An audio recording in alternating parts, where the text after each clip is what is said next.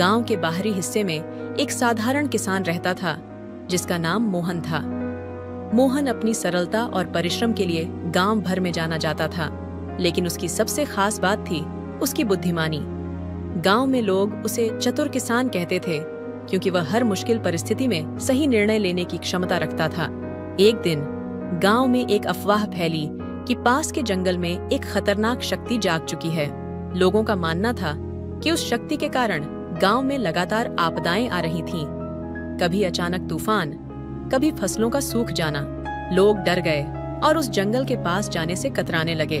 मोहन को यह सब सुनकर संदेह हुआ। उसने सोचा, किसी न किसी को तो इस समस्या की जड़ तक पहुंचना ही होगा। अगर हम इसी तरह डरते रहेंगे तो गांव का भविष्य अंधकार में चला जाएगा। और उसने ठान लिया कि वह खुद इस रहस्य का पता लगाएगा। मोहन एक रात चुपचाप गांव से निकल पड़ा।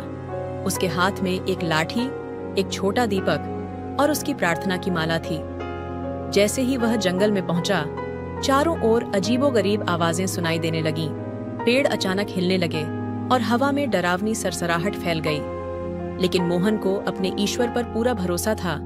उसने मन ही मन ओम नमः शिवाय का जाप करते हुए आगे कदम बढ़ाए।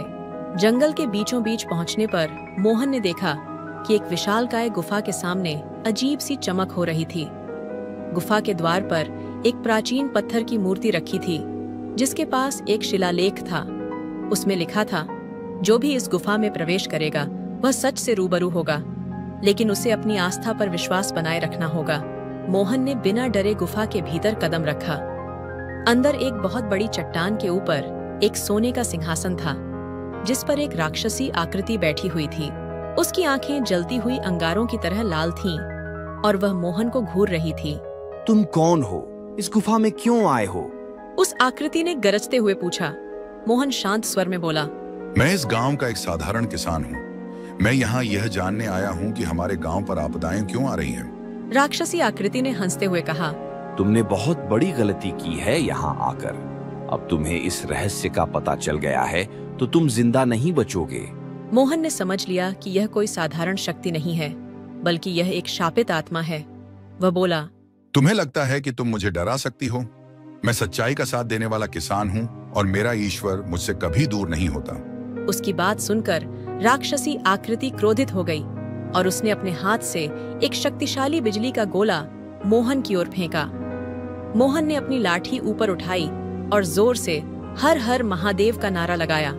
तभी उसकी लाठी से एक तेज प्रकाश निकला और बिजली के गोले को वापस उसी दिशा में धकेल दिया। राक्षसी आकृति ने आश्चर्य से कहा, तुम्हारे पास यह शक्ति कैसे है? मोहन मुस्कुराते हुए बोला, जब इंसान सच्चाई और आस्था के साथ होता है तो उसे किसी भी बुराई का सामना करने से कोई नहीं रोक सकता। राक्षसी आकृति धीरे धीरे नरम पड़ गई। उसने धीरे से कहा, तुम्हें पता है मैं इस जंगल की रक्षक हुआ करती थी, लेकिन कुछ लालची इंसानों ने मुझे धोखा दिया और मुझे शापित कर दिया। जब तक कोई निडर और आस्थावान व्यक्ति यहाँ आकर मेरी परीक्षा पास नहीं करेगा, मैं इस शाप से मुक्त नहीं हो सकती। तो तुम्हारी मुक्ति का उपाय क्या है? राक्षसी आकृति ने कहा, मुझे केवल सत्य और धर्म का पालन करने वाले व्यक्ति द्वारा ही मुक्त किया जा सकता है। अगर तुम मेरी सच्ची परीक्षा पास करोगे तो यह शाप टूट जाएगा और गांव पर से आपदाओं का साया हट जाएगा। मोहन ने सहर्ष हामी भरी। राक्षसी आकृति ने कहा, तुम्हें 3 सवालों के जवाब देने होंगे और अगर तुम गलत हुए तो तुम्हें इसी गुफा में कैद कर दिया जाएगा। पहला सवाल था, संसार का सबसे बड़ा सत्य क्या है?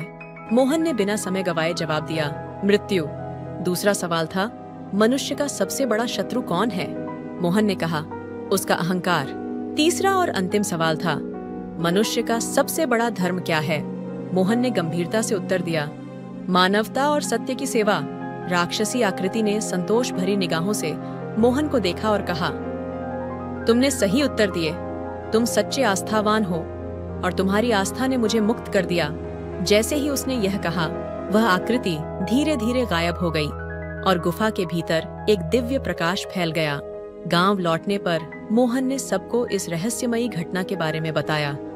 उसके साहस और आस्था के कारण गांव पर से आपदाओं का साया हट गया।